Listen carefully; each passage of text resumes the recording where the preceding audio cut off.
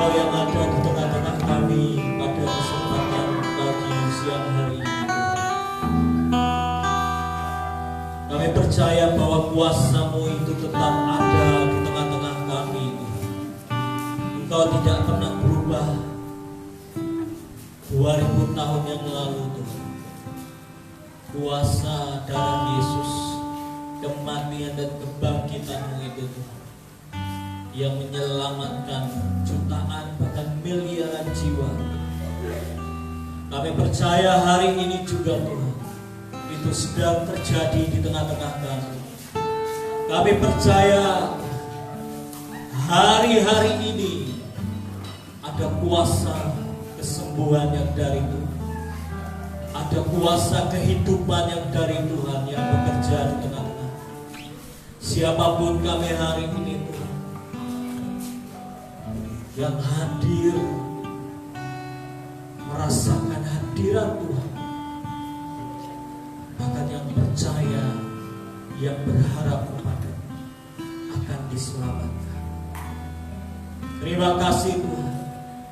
Hari ini Jumat Agung, di mana Engkau berkorban memberikan hidup-Mu, memberikan darah-Mu, agar setiap orang yang percaya kepada-Mu tidak mengalami maut, tapi semua diselamatkan. Terima kasih untuk segala pengorbanan-Mu Tuhan. Terima kasih buat segala karya. Mari pimpin kami di tempat ini. Bahkan bagi umat-Mu yang mendengarkan secara streaming di rumah, mari Tuhan Yesus, biar setiap kami berjumpa dengan Engkau secara pribadi, Engkau tidak dibatasi dengan jarak dan waktu Tuhan, tapi Engkau bekerja di dalam segala hal. Mari kuasai hati kami Tuhan, sebelum kami mendengar pesan-Mu bagi setiap kami. Beri kami roh hikmat, roh pengertian dan wahyu, agar kami mengerti apa yang menjadi pesan dan kerinduan hati, sehingga kami semakin kuat, sehingga kami semakin menangkap apa yang menjadi kerinduan Tuhan dalam hidup setiap kami. Sehingga di masa-masa seperti ini Tuhan, kami tidak menjadi lemah, tapi kami jadi kuat di dalam kuat kuasa-Mu, karena Tuhan yang berjalan bersama-sama dengan kami. Pimpin kami dan kuasai kami Tuhan. Kami siap untuk mendengar firman-Mu. Biar kuasa-Mu yang membungkus kami, membungkus umat-Mu dimanapun berada Tuhan. Dan kami percaya hadirat Tuhan ada bagi kota kami ini, Palangkaraya. Hadirat-Mu ada di Indonesia dan berkuasa melakukan kehendak-Mu yang sempurna. Terima kasih Tuhan. Kami siapkan hati kami di dalam nama Yesus. Amin. Amin. Puji Tuhan, shalom. Kita boleh bersama-sama beribadah hari ini dalam ibadah Jumat Agung, saudara-saudara ya. Kita tahu bahwa Tuhan Yesus di masa-masa 2000 tahun yang lalu, Dia memberikan hidupnya, saudara-saudara. Tujuannya datang ke dunia bukan sekedar mau melakukan mujizat, saudara, yang menyembuhkan orang sakit atau mengusir setan dan lain sebagainya. Tujuan Dia lahir ke dunia adalah memberi nyawanya sendiri bagi setiap orang, agar setiap orang tidak mengalami maut, tapi setiap orang diselamatkan dan bersama-sama dengan Bapa di sorga. Saya percaya saudaraku, kita mengerti hari-hari ini bahwa kerinduan Tuhan bagi setiap kita adalah melihat anak-anaknya diselamatkan. Bahkan hari ini dalam masa-masa yang tidak mudah ini, kerinduan Tuhan itu tetap sama, agar setiap orang diselamatkan. Saudara ya, dunia akan terima keselamatan. Saya percaya setiap kita di tempat ini, tempat kita berlindung untuk. Saya percaya satu hal, saudara, bahwa Tuhan kita adalah Tuhan yang hidup, bukan Tuhan yang mati.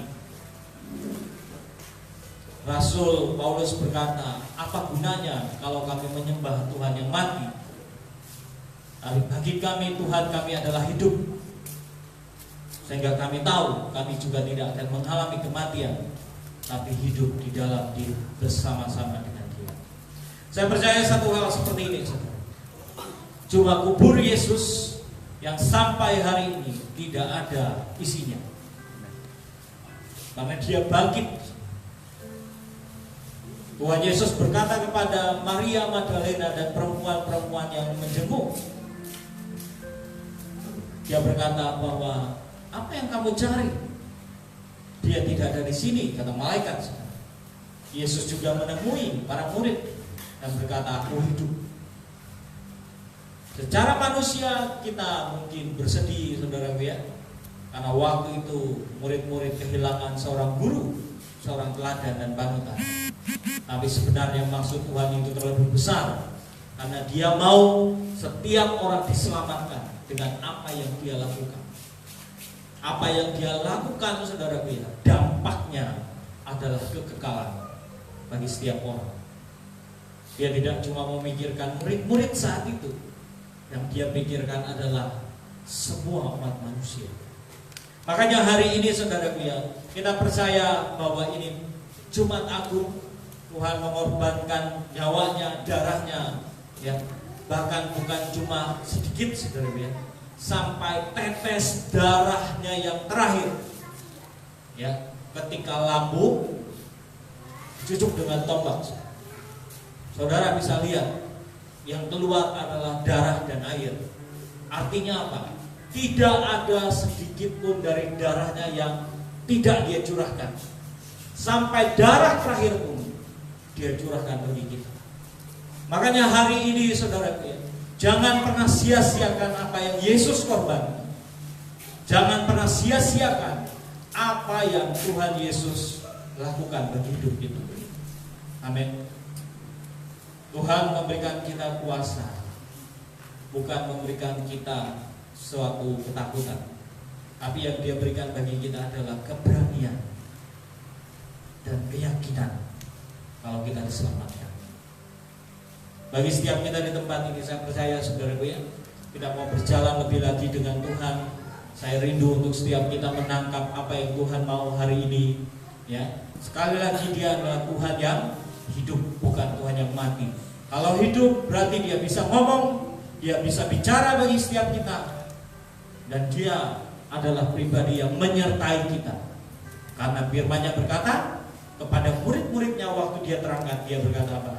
Aku menyertai engkau sampai kepada kesudahan zaman. Saudara, kita nggak pernah tahu kesudahan zaman itu kapan, ya. Kapan nanti akan Tuhan datang yang kedua kali, kita nggak pernah tahu. Tapi yang satu yang kita tahu, Dia menyertai kita. Amin. Dia Immanuel, yang kemanapun kita pergi, Dia menyertai kita. Apapun kondisi hidup kita, Dia Tuhan yang ada dengan kita. Apapun yang sedang kita alami. Makanya bagi umat yang percaya, saudara, ini sesuatu yang luar biasa. Makanya kita gak usah takut dengan keadaan apapun hari-hari ini. Ya. Sekali lagi, jangan takut mati. Kalau orang bilang bahwa, wah, mendengar berita yang hari ini, ya, semuanya kepikiran. Pikiran apa, saudara? Pikiran mati. Dengar berita makin banyak yang mati di dunia, ya. Melihat gambar-gambarnya, videonya, saudara. Kepikiran. Wah, ini kalau misalnya kena saya nanti gimana? Yang dipikirkan sesuatu yang jelek dulu, betul?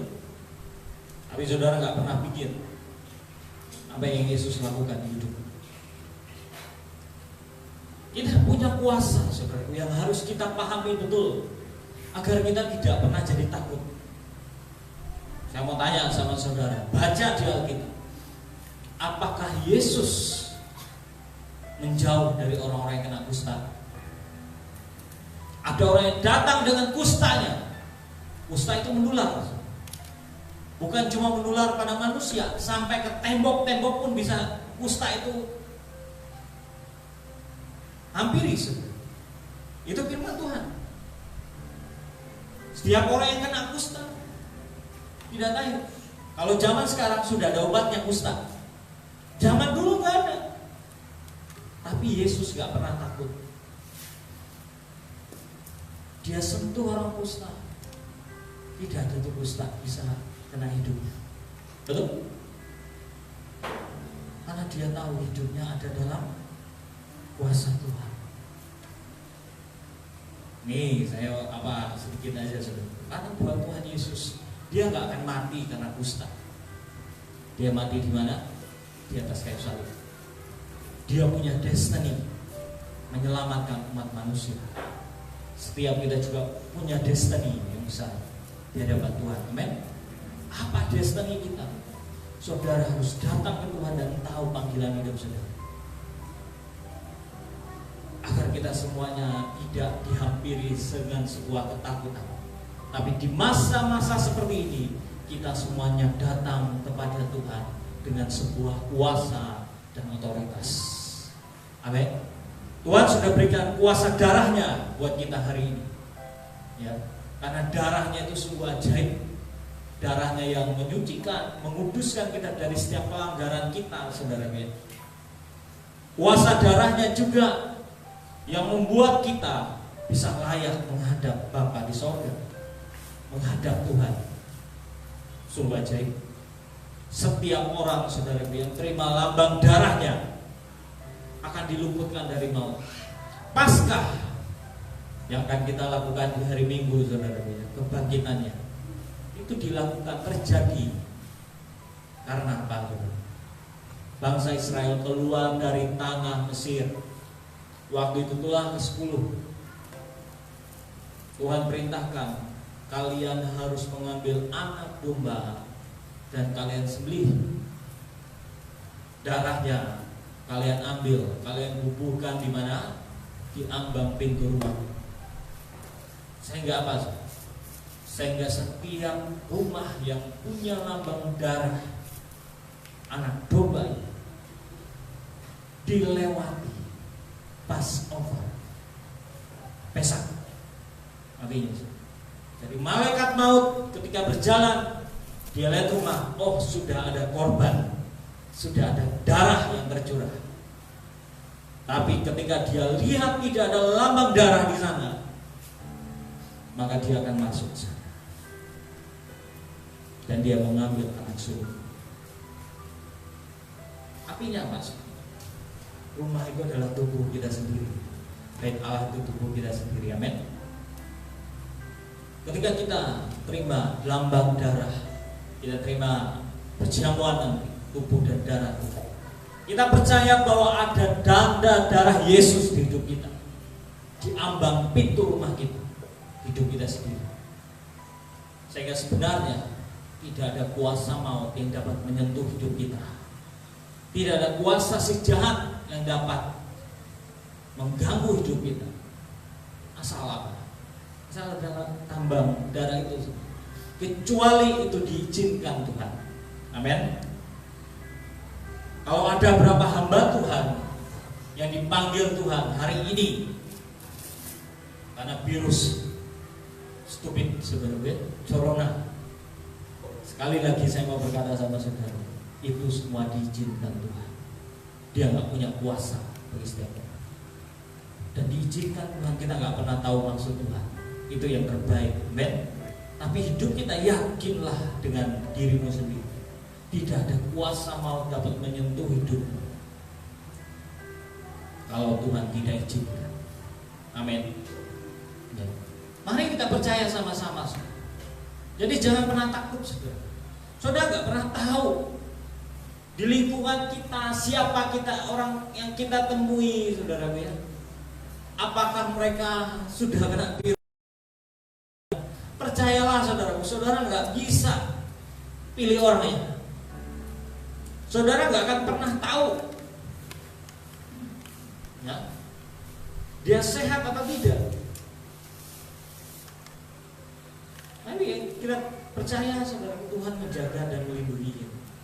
Ada kan saya sharingkan kesaksian seorang pendoa, dia nggak tahu suaminya sudah terinfeksi, dia merawat, dia menjaga dengan baik, dia berdoa buat suaminya.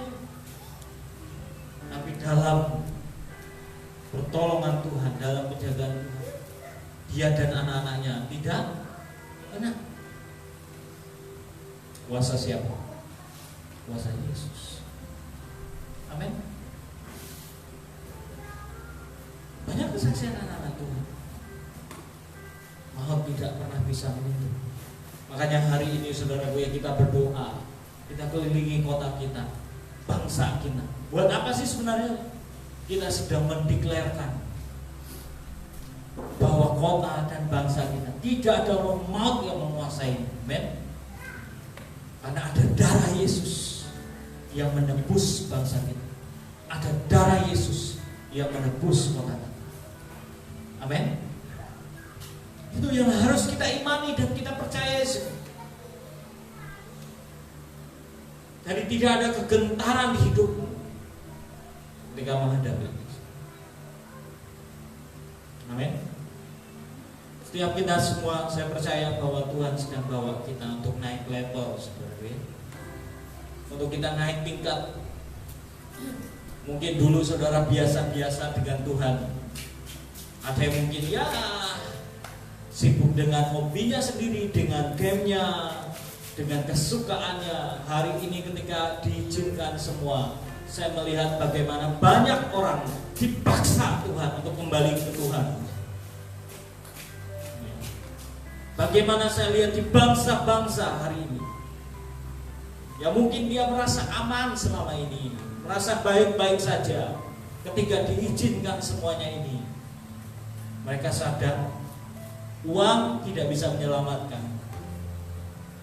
Mereka sadar ya, kekuatan tidak bisa menyelamatkan mereka. Kekuasaan, jabatan tidak bisa menguasai mereka. Ya. Yang bisa menyelamatkan mereka cuma apa? Tuhan. Kita bisa melihat video-video yang ada di media sosial. Saudara bisa lihat polisi di Amerika Latin, Guatemala, saudara, yang berhasil, bahkan di Pakistan, di India, mereka mengangkat tangan dan berkata, Tuhan, Engkaulah juru selamat kami, Engkau penolong buat bangsa kami. Italia, bangsa yang kita tahu, saudara, pertobatan sedang terjadi karena mereka sadar mereka nggak bisa. Nah, ini kita percaya hari ini, saudara, kita kembali ke hati Tuhan dan kerinduan Tuhan. Jangan pernah takut. Tuhan Yesus sudah kasih contohnya. Kusta yang menular tidak pernah kena pada diri. Bukan berarti saudara enteng, saudara, ya. Jangan sembarangan, tidak hormat dengan pemerintah. Pemerintah sedang nggak usah kumpul-kumpul dulu, stay di rumah. Ya saudara langsung semaunya sendiri, enggak. Tapi intinya saya mau mengajak saudara nggak usah takut. Lebih baik kita banyak berdoa hari ini, amin. Ya, itu yang Tuhan mau, itu yang Tuhan inginkan dalam hidup kita. Oke, kita buka firman Tuhan, saudara gue. Kita buka Matius 12 ayat 15 sampai 21. Saya mau kita belajar sama-sama, saudaraku. Dari Matius 12 ayat 15 sampai 21. Saya akan baca, saudara bisa perhatikan, yang di rumah juga bisa perhatikan perikopnya Yesus hamba Tuhan. Tetapi Yesus mengetahui maksud mereka lalu menyingkir dari sana. Banyak orang mengikut Yesus dan ia menyembuhkan mereka semuanya. Ia dengan keras melarang mereka, memerintahkan siapa dia, supaya genaplah firman yang disampaikan oleh Nabi Yesaya. Lihatlah, itu hambaku yang kupilih, yang kukasihi, yang kepadanya jiwaku berkenan. Aku akan menaruh rohku ke atasnya, dan ia akan memaklumkan hukum kepada bangsa-bangsa. Ia tidak akan berbantah dan tidak akan berteriak, dan orang tidak akan mendengar suaranya di jalan-jalan. Buluh yang patah terkulai tidak akan diputuskannya, dan sumbu yang pudar nyalanya tidak akan dipadamkannya, sampai ia menjadikan hukum itu menang, dan padanya lah bangsa-bangsa akan berharap. Saudara, ini bercerita tentang Yesus yang dia berkorban, dia menyerahkan hidupnya untuk bagi setiap orang yang percaya kepadanya untuk diselamatkan. Nah, saya percaya seperti ini, saudara, bahwa Tuhan juga rindu hidup saudara seperti itu, amin. Menggenapkan apa yang Bapa perintahkan. Murid-murid Yesus ketika belum terima yang namanya curahan pengorbanan darah anak domba, saudara lihat, mereka berjalan bersama Yesus. Mereka ada bersama-sama dengan Yesus, tapi hidup mereka seperti Yesus? Tidak. Betul? Mereka berpikir dengan cara mereka sendiri. Mereka mengikuti apa yang mereka mau. Karena kenapa? Belum ada kuasa dari Tuhan yang memampukan mereka untuk hidup seperti Yesus. Yesus mati di atas kayu salib, dia bangkit, barulah dia beri kuasa itu kepada murid-muridnya. Makanya ketika dia naik ke surga, murid-muridnya terima roh Tuhan. Mereka sama seperti Yesus? Sama. Mereka hidup bukan untuk diri mereka sendiri lagi, mereka hidup semua untuk kehendak Bapa di surga. Betul? Coba lihat, adakah mereka takut jadi martir? Gak ada. Semua murid Yesus jadi martir. Petrus disalib dengan cara terbalik. Cuma Yohanes yang tidak mati karena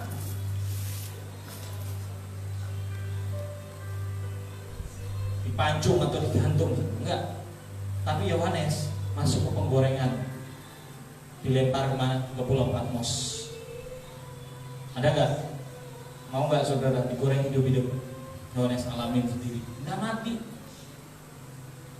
karena dia harus menulis kitab Wahyu di Pulau Patmos, pesan bagi umat Tuhan di akhir zaman. Yang lain semua mati.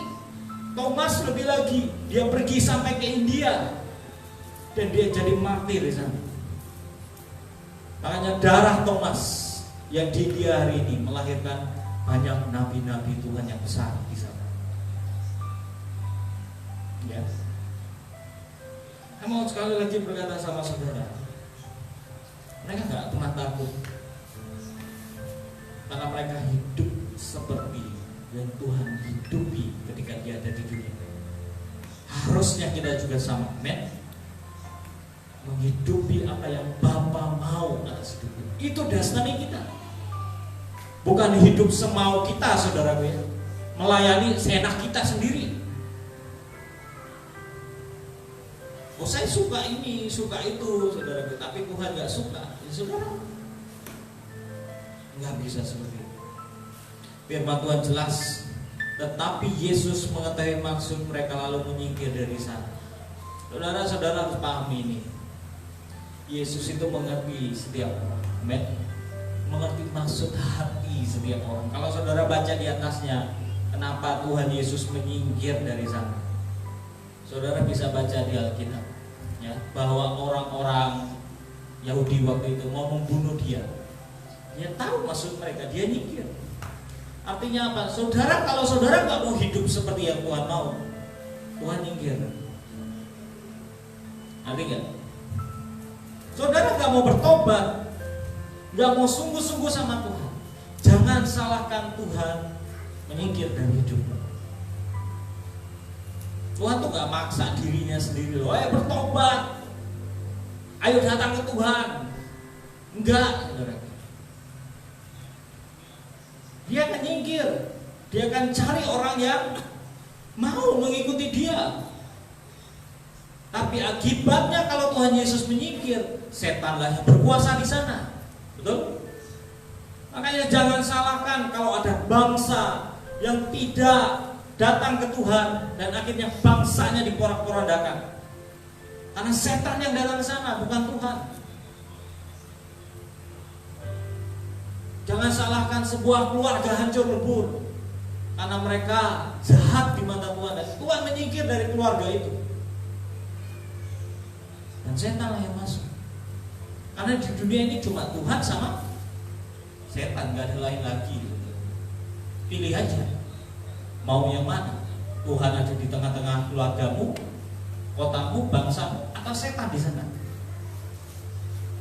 Kalau setan, ya dia akan bawa kerusakan, dia akan bawa masalah, dia akan menghalangi berkat yang harus kau terima. Jangan biarkan Yesus menyingkir dari hidupmu, keluarga, siapa. Tapi kalau saudara baca firman ini, banyak orang mengikuti Yesus dan ia menyembuhkan mereka semuanya. Mengerti? Orang yang dia datang mencari Yesus, dia ikuti Yesus. Apa yang Tuhan Yesus lakukan? Dia menyembuhkan semua mereka. Betul? Artinya apa? Nyembuhin itu apa artinya saudara? Nyembuhin dosamu, nyembuhin lukamu, nyembuhin sakit penyakitmu, nyembuhin jiwamu, saudaraku ya. Amin. Itu yang dia akan lakukan. Ekonomimu yang, maaf kata saudaraku ya, sudah amburadul, disembuhkan oleh Tuhan. Makanya hari ini kita bukan lari dari Tuhan, tapi kita kembali datang ke Tuhan. Tuhan, kami mau ikut Engkau Tuhan. Dan Tuhan akan sembuhkan bangsa kita, kota kita. Dia akan sembuhkan keluarga kita. Bahkan kamu yang sakit pun, mau ekonomimu yang sakit, kau sungguh-sungguh Tuhan sembuhin. Itu Tuhan kita yang hidup, saudara. Jangan biarkan dia jauh dari kita. Makanya hari-hari ini yang kita lakukan, saya sungguh melihat bangsa ini luar biasa, saudara. Banyak orang yang mau berbagi dengan orang-orang yang susah. Bukan cuma pemerintah oke lah membantu orang lain, membantu orang-orang miskin, tapi tugasnya besar sekali dan gak mudah, saudara. Ekonomi semua orang pada turun, tapi dalam kesusahan ini kita melihat bagaimana orang banyak punya hati yang luar biasa, hati yang mau ya berbagi dengan orang lain. Kita juga bagi apa yang kita punya, saudara. Kita bagi beras, kita bagi sembako. Itu luar biasa. Makanan kita lihat di seluruh Indonesia.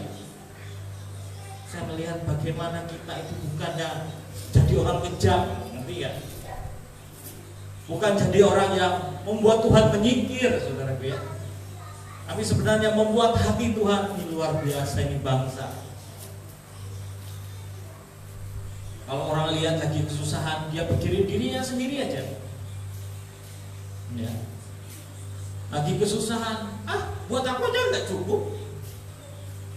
Tapi ini enggak. Kalau dia punya 2 roti, 1 roti buat dia, 1 rotinya lagi buat orang lain. 3. Itu luar biasa. Kita gak usah ikut-ikutan lah hari-hari ini, saudara. Ya, ada gereja satu nyerang gereja yang lain, nyerang umat Tuhan yang lain, saudara. Hamba Tuhan serang hamba Tuhan yang lain. Kita gak usah ikut-ikutan. Kita bukan sedang menyentuh hati Tuhan. Petrus Agung bilang seperti ini. Ya, peperangan yang mengerikan itu adalah peperangan dengan saudara sendiri. Orang yang dia menyerang tubuh yang satu, menyerang tubuh yang satu, tangan ngajar muka, kaki, ya, nendang perut. Itu nggak nyakitin Tuhan ya sih? Nyakitin Tuhan. Oke lah, doktrin semua berbeda satu dengan yang lain, liturgi beda satu dengan yang lain, cara baptis beda satu dengan yang lain.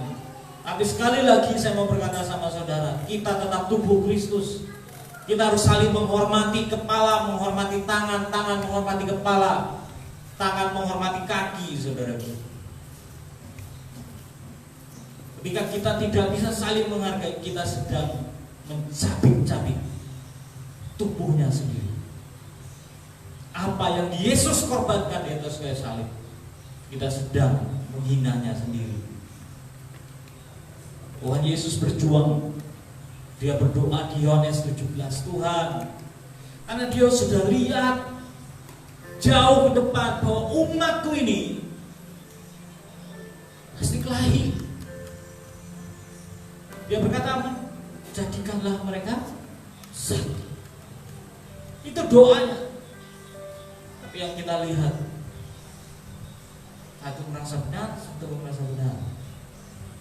Kita nggak usah ikut-ikutan, saudara. Kita mendoakan yang terbaik bagi tubuh Kristus. Amin. Ini bagian kita.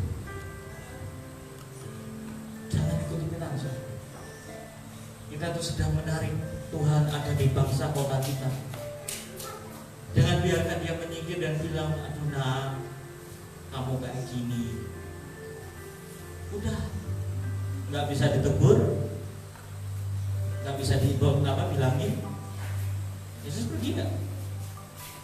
Nyingkir. Ngapain? Saya ada di situ, di tengah-tengah orang yang keras kepala, di tengah-tengah orang yang nggak mau belajar, di tengah-tengah orang yang merasa benar sendiri. Lebih baik aku cari orang yang bodoh, yang nggak tahu apa-apa, tapi dia taat dengan aku. Lebih baik aku cari orang yang kekurangan, tapi dia mau belajar dengan aku. Amin. Jadi hamba Tuhan harus belajar seperti itu. Di masa sulit, saudara, seperti apa bereaksi? Apakah saudara jadi hamba yang betul-betul mencari Tuhan, mencari jalan keluar untuk setiap masa sulit yang dihadapi? Atau saudara mengeluh, saudara marah, dan akhirnya bukan solusi yang saudara beri, tapi tambah masalah. Kita belajar dari kesalahan bangsa Israel. Mereka nggak bisa masuk ke tanah perjanjian kecuali Yosua dan Kaleb. Semua yang lahir di tanah Mesir, semua mati di padang gurun. Musa pun nggak bisa masuk tanah Mesir. Cuma Yosua dan Kaleb. Karena kenapa? Yang lain menyakiti hati Tuhan dengan keluh kesahnya, amarahnya dengan Tuhan, menyalahkan Musa, menyalahkan saudaranya yang lain, dan akhirnya semua mati di padang gurun dalam proses hidup mereka yang keras. Sisanya adalah generasi yang lahir di padang gurun, yang mereka nggak pernah ngerasain perbudakan, mereka nggak pernah ngerasain yang namanya ditindas, yang mereka lihat keajaiban selama di padang gurun. Mereka dengar Tuhan bicara lewat kemah pertemuan. Mereka melihat tiang awan dan tiang api. Mereka melihat burung puyuh dikirim. Mereka melihat air keluar dari gunung batu. Mereka lihat yang ajaib dengan Tuhan. Sehingga apa yang ada di hidup mereka? Iman. Sehingga mereka bisa menaklukkan tanah perjanjian. Sekali lagi saya mau berkata buat setiap kita di tempat ini, stop. Jangan pikirkan dulu masa lalumu di tanah Mesir, atau ketika engkau jadi hamba di sana, perhambaan dunia ini, sehingga cara pikirmu harus kau ubah. Apa yang ada di hidupmu yang jelek harus kau ubah. Yang kamu lihat apa? Kemuliaan Tuhan, kedahsyatan Tuhan, kepercayaanmu dengan Tuhan. Itu yang kamu lihat. Kalau kamu lihat yang di belakangmu, kelemahanmu, itu yang membuat kau gak bisa masuk tanah perjanjian. Yosua dan Kaleb mereka ngalamin yang namanya perhambaan di Mesir, tapi mereka mengubah mindset. Kami sudah bebas dari Mesir. Kami gak bisa hidup seperti orang Mesir hari ini. Kami gak bisa hidup seperti orang di bawah penindasan mereka. Yosua, Kaleb mulai mengubah imannya, percayanya dengan Tuhan. Dan mereka yang akhirnya menjadi pemimpin umat Tuhan untuk masuk tanah perjanjian. Ini Tuhan mau itu, agar kita belajar sama-sama. Ayo, hati yang bertobat, hati yang mau diajar, hati yang mau dididik, di sanalah Tuhan akan datang orang tersebut dan menyembuhkan mereka. Tapi kalau kamu tidak pernah membiarkan hatimu bertobat, malah semakin jahat, Tuhan Yesus akan menyingkir. Kita nggak bisa bohongin Tuhan, saudara.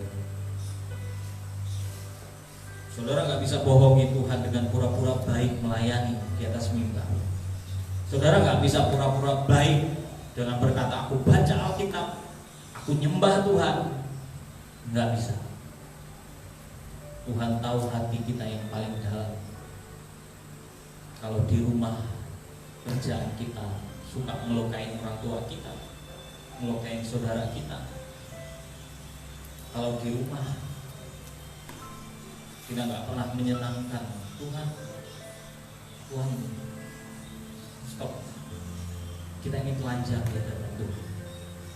Tuhan tuh tahu sampai ke dalam. Makanya buat saya, saudaraku, saya lebih baik jujur. Kalau saya salah, ampuni saya Tuhan. Karena buat saya lebih takut dengan Tuhan daripada manusia. Saya nggak mau hidup dalam kemunafikan atau pura-pura, karena semuanya sia-sia. Ayo terbukalah dengan Tuhan, agar Dia bisa sembuhkan engkau. Amin. Agar Dia bisa pulihkan engkau. Ingat, firman Tuhan berkata, orang yang mengikuti Yesus, ya, Ia menyembuhkan mereka semua. Amin.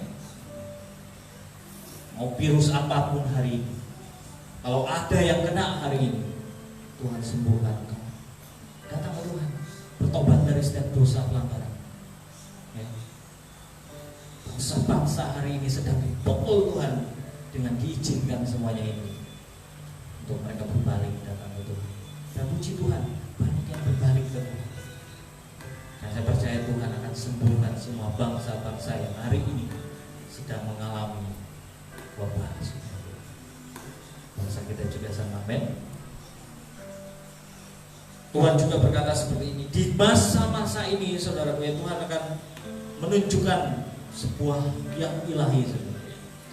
Tuhan berkata di ayat 16, Ia dengan keras melarang mereka memberitahukan siapa Dia, supaya genaplah firman yang disampaikan oleh Nabi Yesaya. Ya, Nabi Yesaya itu bilang kayak gini, saudara, ya, Ia tidak akan berbantah dan tidak akan berteriak, dan orang tidak akan mendengar suaranya di jalan-jalan. Artinya apa, saudara, ya? Di masa akhir ini nggak usah kita yang kayak jerih lelah, saudara, ya, keluar-keluar, Yesus itu luar biasa, Yesus itu ajaib. Memang kita akan sampaikan itu, saudara. Tapi di masa ini Tuhan akan bergerak secara supranatural. Ada nggak? Dia akan ketemu dengan setiap orang dari lubuk hatinya yang paling dalam. Dia akan bicara dengan rohnya yang lemah lembut itu kepada setiap orang kedar, orang yang gak kenal Tuhan. Itu akan terjadi secara masif. Ada yang ketemu dia di dalam mimpinya sendiri.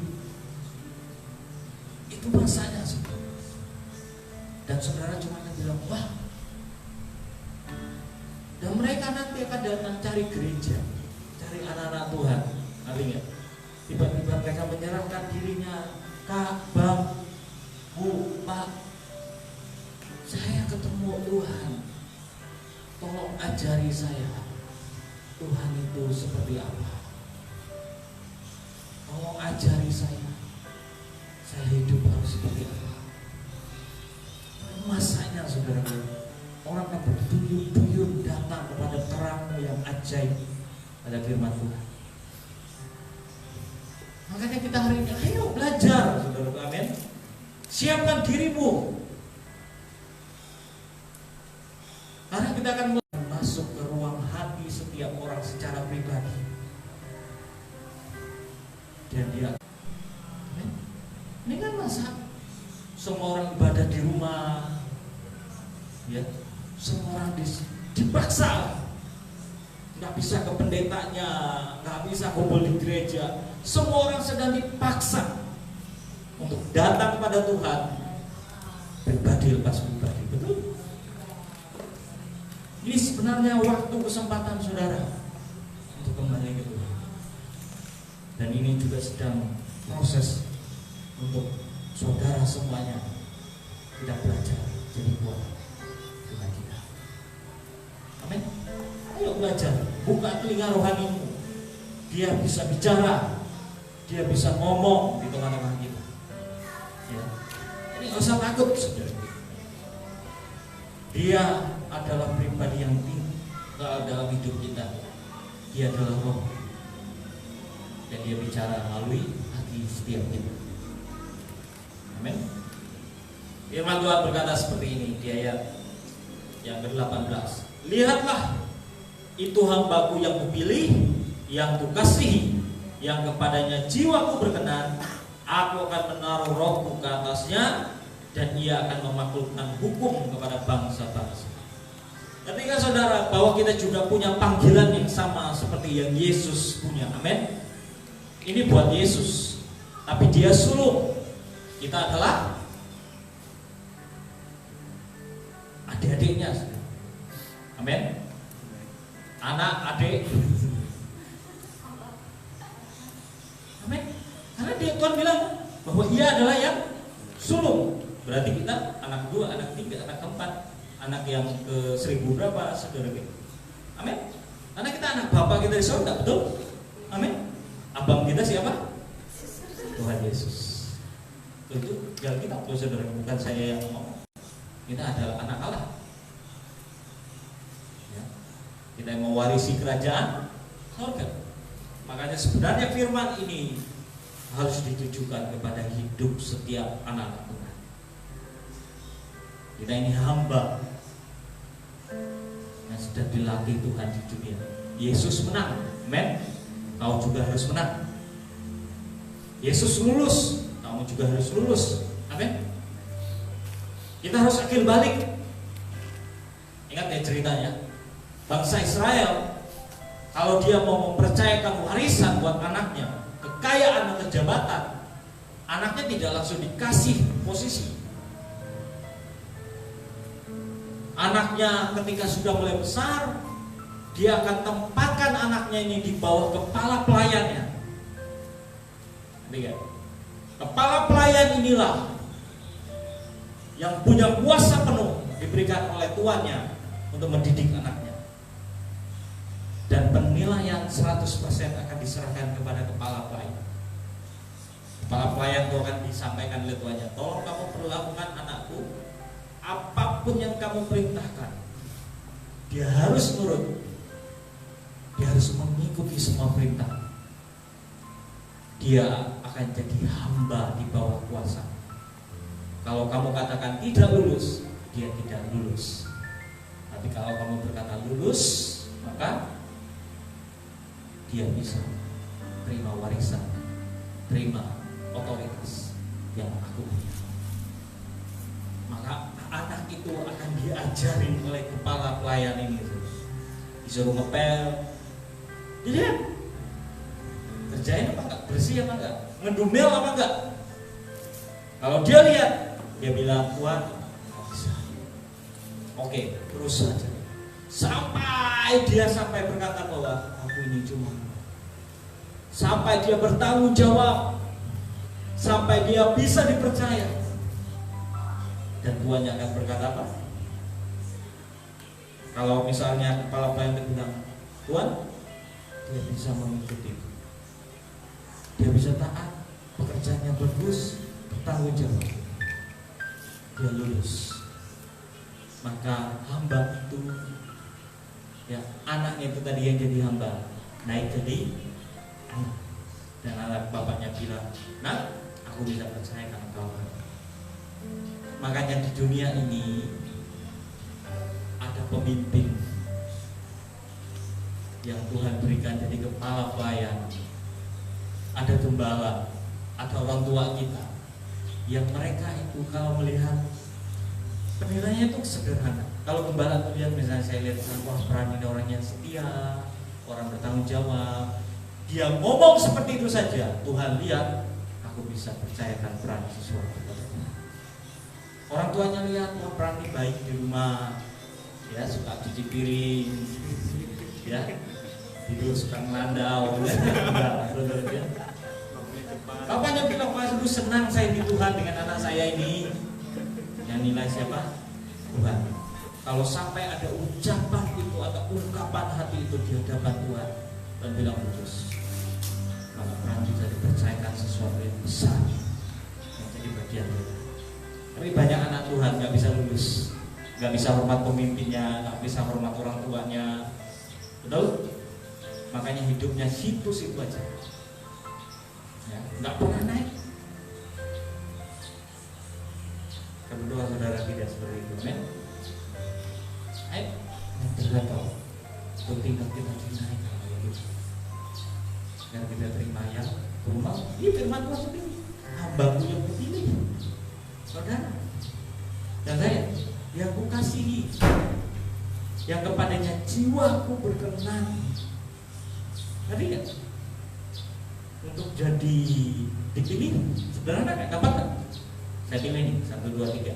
Untuk dikasihi, caranya seperti ini. Dia harus menyukakan hati bapaknya, betul? Menyukakan hati tuannya untuk dikasihi.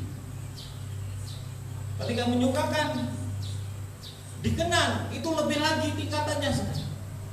Untuk dikenang, saudara harus melakukan segala sesuatu dengan ketepatan. Lihat, bapaknya ambil air, ya. Papanya lagi santai mungkin di rumah. Wah, papaku ini suka biasanya kopi. Wah, siapin kopi yang dia sukai. Itu ketepatan. Dikenal. Yesus lakukan itu loh. Harusnya anak-anak Tuhan punya itu semuanya, agar kita dipilih, dikasihi, dikenal. Daud, firman Tuhan bilang apa? Orang yang berkenan dia, karena dia tahu menyukakan hati Tuhan, melakukan segala sesuatu dengan tepat di hadapan Tuhan. Kita dididik, dia tidak melawan, dia bertobat, dia belajar gimana caranya Tuhan suka. Di bait suci dia atur. Asap kamu di sini, Yedutun kamu di sini. Ya, pemain musik diatur semuanya. Dan itu menyukakan Tuhan. Jangan sampai saudara tidak seperti itu. Mari kita belajar. Ini pelajaran yang mungkin lebih dalam lagi, tapi saya nggak akan sampaikan panjang lebar di sini, saudara ya. Habis waktu kita nanti. Ya. Dan ia akan memaklumkan hukum kepada bangsa-bangsa, saudara ya. Saudara, kalau dalam versi King James-nya artinya apa, saudara ya? Ia akan menyatakan penghakiman kepada bangsa-bangsa. Ngerti gak? Artinya apa? Anak-anak Tuhan juga nanti akan bersama-sama dengan Tuhan menghakimi bangsa-bangsa. Itu ada firman Tuhannya. Tapi sekali lagi saya mau berkata sama saudara, kapan itu? Bukan sekarang. Itu adalah saat saudara akil balik. Saudara yang akan menghakimi malaikat-malaikat kalian. Artinya apa? Itu adalah masa ketika kita nanti berangkat di oleh Tuhan. Bukan sekarang, ya. Jadi sekali lagi saya mau berkata sama saudara, kita ini kan jadi hakim-hakimnya nanti. Makanya sekarang tuh latihan. Nah, kalau saudara nggak latihan sekarang, nggak dewasa, gimana jadi hakim, saudara gue? Nanti sembarangan. Saya lihat peran, dia karena sudah pahit sama peran benci. Ya, hukuman peran itu sebenarnya cuma setahun misalnya. Karena dia pahit, marah dengan peran 100 tahun. Enak aja, saudara gue. Nggak akan seperti itu, saudara gue. Itu akan terjadi sebenarnya. Makanya saudara punya hari-hari ini kita sedang dipersiapkan oleh Tuhan. Makanya tadi kita itu sedang dilatih Tuhan. untuk kita jadi akil balik dan bisa lulus, sehingga Tuhannya bisa mempercayakan harta yang dia punya bagi anak-anak. Mau dipercayakan Tuhan? Ya. Tuhan hari ini juga punya kuasa. Karena kenapa? Dia lulus, betul? Dia setia sampai akhir di atas kayu salib. Dan dia akan jadi hakim untuk bangsa-bangsa. Murid-murid Yesus, mereka juga lulus hari ini. Amin. Kita adalah generasi murid yang kesekian yang juga harus lulus agar kita jadi hakim-hakim yang akan memutuskan perkara bangsa-bangsa di dunia, bahkan malaikat-malaikat kan. Ya, itu sedang ada hari-hari. Makanya saudara untuk jadi hakim, saudara belajar. Makanya kalau saudara mau jadi hakim-hakim di akhir zaman, belajar firman Tuhan, amen. Baca firman Tuhan, apa itu hukum kasih. Makanya selidiki Alkitab. Ya, pelajarin. Banyak umat Tuhan hari ini nggak ngerti apa-apa. Ya, perjanjian apa? Janji Tuhan bilang kayak gini, janji. Tuhan pernah berjanji nggak sama kamu? Apa ya? Bingung. Perjanjian aja nggak ngerti. Ada perjanjian darah anak domba. Banyak orang nggak ngerti. Ya. Cuma ikut-ikutan. Berdoa saudara tidak seperti itu. Amin. Ya, ayo kita belajar sama-sama. Ia tidak berbantah dan tidak berteriak, dan orang tidak mendengar suaranya di jalan-jalan. Seperti yang saya bilang tadi, hari-hari ini dia akan bergerak secara pribadi atas setiap orang. Saudara, apa yang saudara lakukan? Kita berdoa secara masif, biar rohnya itu turun dengan ajaib, dengan luar biasa bagi setiap orang, dan orang ketemu dengan Tuhan sendiri. Amin. Ya.